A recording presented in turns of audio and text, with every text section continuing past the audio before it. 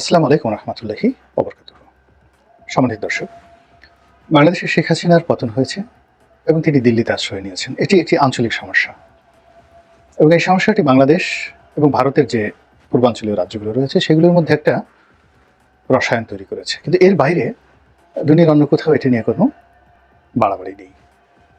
কিন্তু সিরিয়াতে যে ঘটনা ঘটেছে কিংবা আফগানিস্তানে যে ঘটনা ঘটেছে, এটি একটা বিস্তীর্ণ অঞ্চলে নিদারুণ একটা প্রতিক্রিয়া তৈরি করেছে। যখন মঙ্গল বীর চেঙ্গিস খানের উদ্ভব হলো এবং চেঙ্গিস খান, হালাকু খান, তলুই খান, মঙ্গু খান এবং কুবলাই খান, এই কজন বিশ্ব বিজেতা, তাদের সময়টিতে তাদের বিজয়ের কারণে, তাদের বিজয় অভিযানের কারণে সারা বিশ্বে যে তোলপাড় হয়েছিল, এরকম একটা তোলপাড় কিন্তু চলছে সিরিয়াতে আইএসের যে একটি খণ্ডিত অংশ, ইসলামিক স্টেটের একটি খণ্ডিত অংশ, যারা নতুন নাম নিয়েছেন। তো সেই নামেরও একটা বিরাট ইতিহাস রয়েছে, সেটা নিয়ে আমি কথা বলবো। এখন এখানে যারা এসেছেন বিদ্রোহী বাহিনী, তারা আসাদ সরকারকে পরাজিত করেছেন এবং এই গত এক যুগ ধরে ক্রমাগত যে যুদ্ধ চলছিল সিরীয় এলাকাতে, এই যুদ্ধের সঙ্গে ইরান জড়িয়েছে, এই যুদ্ধের সঙ্গে লেবানন জড়িয়েছে, ইয়ামেন জড়িয়েছে, সৌদি আরব জড়িয়েছে, এর সঙ্গে কাতারের অংশগ্রহণ ছিল এবং বিশ্বের দুটো পরাশক্তি তারা সরাসরি সিরিয়াতে সামরিক ঘাঁটি স্থাপন করেছে, সেটা হলো রাশিয়া এবং আমেরিকা। এবং এখানে আমেরিকা এবং রাশিয়া সরাসরি যুদ্ধ করেছে, পরস্পরের বিরুদ্ধে নয়, তাদের যে মদতপুষ্ট যারা আছেন তাদের পক্ষে এবং তাদের বিপক্ষের শক্তির উপর সরাসরি স্থল যুদ্ধ করেছে এবং আকাশ যুদ্ধ করেছে এবং এখনও তারা করছে টিল নাও। এবং এই সিরিয়াকে নিয়ে ইরান সরাসরি যুদ্ধে জড়িয়েছে, হিজবুল্লাহ সরাসরি যুদ্ধে জড়িয়েছে, ইয়ামেনের হুতিরা সরাসরি যুদ্ধে জড়িয়েছে, তুরস্ক সরাসরি যুদ্ধে এখানে জড়িয়েছে এবং এর বাইরে আরও অনেকে। এখন সেই যে যুদ্ধ, সেই যুদ্ধটা 12 বছর ধরে যেভাবে চলছিল, হঠাৎ করে আসাদের পতনে এটির হিসাব একদম পাল্টে গিয়েছে। এখন এখানে যে রাষ্ট্রটি প্রতিষ্ঠিত হবে, এটি খেলাফতি রাষ্ট্র। আগেও একটা খেলাফতি রাষ্ট্র প্রতিষ্ঠিত হয়েছিল, সেটি কোনো আন্তর্জাতিক স্বীকৃতি ছিল না।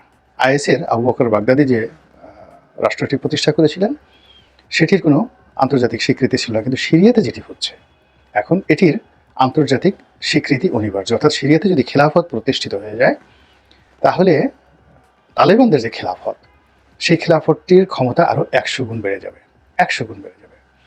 এবং এখানে যে সমস্যাটা দেখা দিয়েছে সেটা হলো, তালেবান ক্ষমতায় এসে তারা যে সফলতা দেখিয়েছে তাদের অভ্যন্তরীণ আইন শৃঙ্খলার ক্ষেত্রে, আমার কাছে মনে হচ্ছে যে এশিয়ার মধ্যে সবচেয়ে নিরাপত্তা এবং বিশ্বস্ততা, ন্যায় বিচার, সুশাসন, এই জিনিসগুলো, সেটা তালিবানি কায়দায় বলেন, শরিয়া ল বলেন, যাই বলেন না, কিন্তু ন্যায় বিচার, সুশাসন, সেটা শরিয়া ভিত্তিকে হোক বা আধুনিক আইন অনুযায়ী হোক।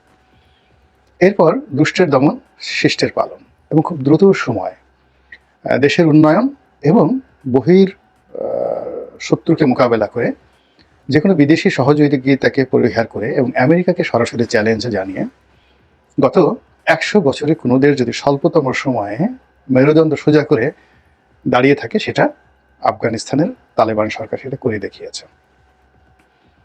তাদের স্মার্টনেস, তাদের ইংরেজির দখল, বিশ্ব ইতিহাস এবং রাজনীতি সম্পর্কে তাদের যে সফলতা, এই জিনিসগুলো শুধুমাত্র ওই অঞ্চলের জন্য, অর্থাৎ আফগানিস্তান এবং তাদের যে পার্শ্ববর্তী রাষ্ট্রগুলোর জন্য এটা হুমকি ছিল। এ কারণ হলো, তারা যত সফল হচ্ছিল ততই তাদের মতো একটা খেলাফত প্রতিষ্ঠা করার জন্য সেই মধ্য এশিয়ার যে তাদের পার্শ্ববর্তী দেশ রয়েছে, ইরানের যে অংশগুলো রয়েছে, আফগানিস্তানের সাথে ইরানের যে সীমান্ত রয়েছে, পাকিস্তানের সাথে যে সীমান্ত রয়েছে, এখানে যাকে বলা হয় রীতিমতো জিহাদি একটা আন্দোলন শুরু হয়ে গেছে। অন্যদিকে আফগানিস্তানের এই যে সফলতা, এই সফলতার কারণে ভারতে যে সকল মুসলিম গোষ্ঠী যারা স্বাধীনতার জন্য লড়াই করছেন, স্বাধিকারের জন্য লড়াই করছেন, যারা উগ্র হিন্দুত্ববাদীর বিরুদ্ধে লড়াই করছেন, তারাও ক্রমশ শক্তিশালী হয়ে যাচ্ছিলেন। তো তাদের এই যে শক্তিমত্তা এবং মেরুকরণ, এটি সিরিয়ার এই যে সফলতার পর এটি শতগুণ বেড়ে যাবে। এর কারণ হলো যতটুকু বডি ল্যাঙ্গুয়েজে যেটি মনে হলো যিনি জয়লাভ করেছেন বিদ্রোহীদের নেতা জোলানি, তো মিস্টার জোলানি তাকে কেবলই মাত্র একজন জঙ্গি বলা যাবে না। তার বডি ল্যাঙ্গুয়েজ দেখে মনে হয়েছে তিনি পশ্চিমা শিক্ষায় শিক্ষিত একজন সেনানায়ক, সেনাপতি। এবং সেই সেনাপতি সিরিয়ার মাটিতে এত অল্প সময়ের বিজয় লাভ করা এটা চারটিখানি কথা নয়। এই মাটিতে তিনি যেখানে বিজয়ী হয়েছেন সেই মাটিতে বিশ্ববিখ্যাত বেশ কয়েকজন, এবং তিনি আলেপ্পোতে তার বিজয় প্রথম তিনি সাধিত করলেন। যে এলাকাতে তিনি দীর্ঘদিন যাবৎ রাজত্ব করতেন সেখান থেকে এই কয়েকদিন আগে, এক সপ্তাহ আগে, তিনি যে শহরটির দখল নিলেন সিরিয়ার দ্বিতীয় বৃহত্তম গুরুত্বপূর্ণ শহর, সেটির নাম ছিল আলেপ্পো। আলেপ্পো কিন্তু এই গাজী সালাউদ্দিনের বা গাজী সালাউদ্দিন আইয়ুবীর শহর। আলেপ্পো নুরুদ্দিন জঙ্গির শহর, ইমামউদ্দিন জঙ্গির শহর এবং সেনাপতি শেরকুহ তার শহর। এখান থেকেই সেই ইউরোপীয় যত বড় বড় বিজেতারা এসেছিলেন, including Richard the lion heart. মানে শত বছরের যে ক্রুসেড, সেই ক্রুসেডের সমাপ্তি ঘটেছিল এই আলেপ্পোর শাসকদের হাতে। তো তিনি সেই আলেপ্পো দখল করেছেন, তারপর আলেপ্পো থেকে এই দামেস্ক দখল করেছেন। এবং দামেস্কের যে ইতিহাস, এটি কিন্তু রোমান সাম্রাজ্যের ইতিহাসের চেয়ে পুরনো এবং শক্তিশালী। এবং এই দামেস্ক নগরী যেই সময় মুসলিমদের আন্ডারে এলো, এই নগরী দখল করার সঙ্গে আবু উবাইদা ইবনে জাররাহ, হযরত খালিদ বিন ওয়ালিদ, তাদের বীরত্ব যেভাবে এখানে লিখিত আছে, তেমনি রোমান সম্রাট হিরাক্লিয়াসের বীরত্ব কিন্তু এখানে পরতে পরতে লিখিত রয়েছে।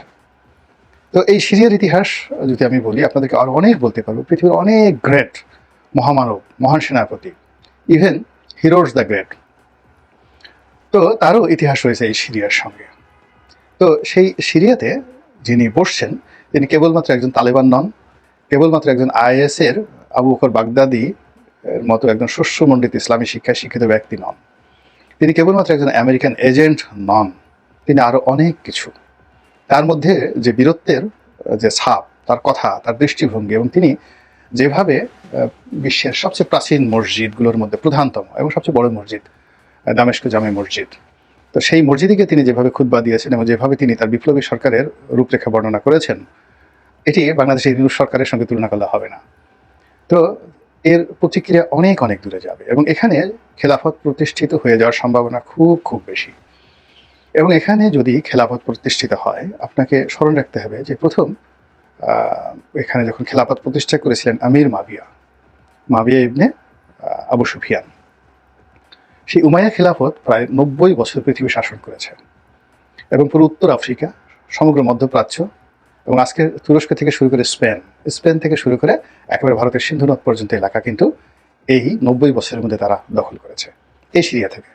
তাহলে তারা পাকিস্তানের সিন্ধু নদ অতিক্রম করে রাজা দাহিরকে পরাজিত করেছে, মধ্যপ্রাচ্য দখল করেছে, উত্তর আফ্রিকা দখল করেছে, স্পেন দখল করেছে এবং স্পেনের বাসারা সম্রাটরা পরবর্তীতে ফ্রান্সের একটা বিরাট অংশ কিন্তু তারা দখল করে রেখেছিল।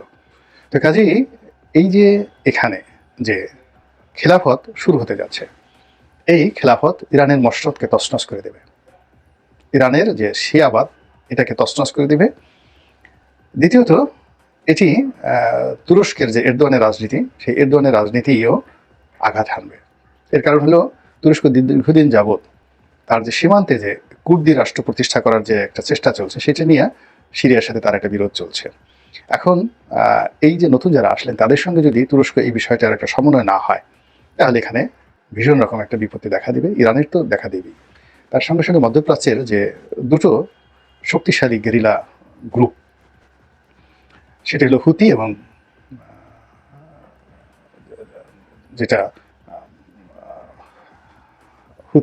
যেটা লেবাননের হিজবুল্লাহ।